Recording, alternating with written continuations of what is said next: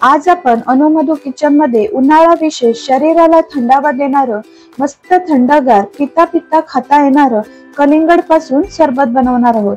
Recipe खूप सोपी आहे, म्हणून शेवटपर्यंत नक्की बघा। सरबत बनवण्यासाठी इथे मी अर्ध कलिंगड म्हणजेच टरबूज घेतलंय। यातील ही अर्धा टरबूजाचा वापर आपण करणार आहोत। आता या टरबूजच्या छोट्या छोट्या फोडी करून घ्यायच्या आहेत। आता या टरबूजला अशा पद्धतीने उभे आणि आडवे कट द्यायचे, म्हणजे आपल्याला या टरबूजाच्या अगदी बारीक फोडी करता येईल। अशा पद्धतीने टरबूज कापलं तर यातील बिया काढणं ही सोपं होतं।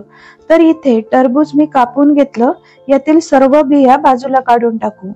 एखाद दुसरी बी यात राहिली तर काहीच हरकत नाही। आता एका मिक्सरच्या भांड्यात हे कापलेलं अर्ध टरबूजाचे तुकडे टाकून घेऊ। याचा आपल्याला रस काढून घ्यायचा आहे। अर्ध्या टरबूजचे तुकडे आपण नंतर वापरणार आहोत। आता या सरबताला गोडी येण्यासाठी 4 टेबलस्पून साखर घालायची। साखरेचं प्रमाण आवडीप्रमाणे कमी अधिक करू शकता। आता हे मिक्सरला फिरवून घेऊ। टरबूजचा ज्यूस तयार झाला।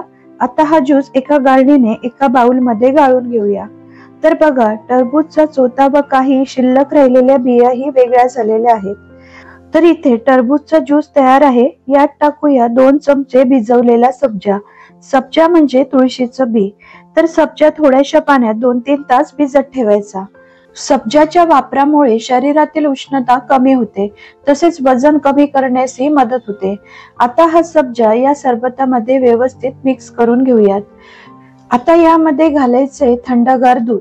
तर 1 ग्लास थंड दूध घेतलंय। दूध गरम करून थंड करून घ्यायचं। दूध तुम्ही गाईचं किंवा म्हशीचं कोणतंही वापरू शकता। आता या सरबताची टेस्ट आणखीन वाढवण्याकरिता यात पाव कप रो अफजा सिरप घालायचं। हे सिरप मार्केटमध्ये सहज मिळतं। सोबतच घालूया मगाशी बाजूला ठेवलेल्या टरबूजाच्या बारीक चिरलेल्या फोडी आणि 7-8 बर्फाचे खडे घालून मिक्स करू। तयार झालं शरीराला थंडावा देणारं मस्त थंडगार पिता पिता खाता येणारं टरबूजचं सरबत। आता हे सरबत ग्लास मध्ये सर्व करूया।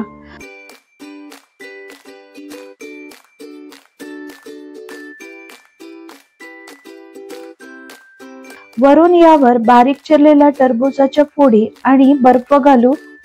तर तुम्हीही या उन्हाळ्यात अशा पद्धतीने टरबूजचं सरबत नक्कीच बनवून पहा। आजची रेसिपी आवडली तर व्हिडिओला लाईक, शेअर आणि चॅनलला सबस्क्राईब करायला विसरू नका। पुन्हा भेटूया अशाच एका छानशा रेसिपी सोबत।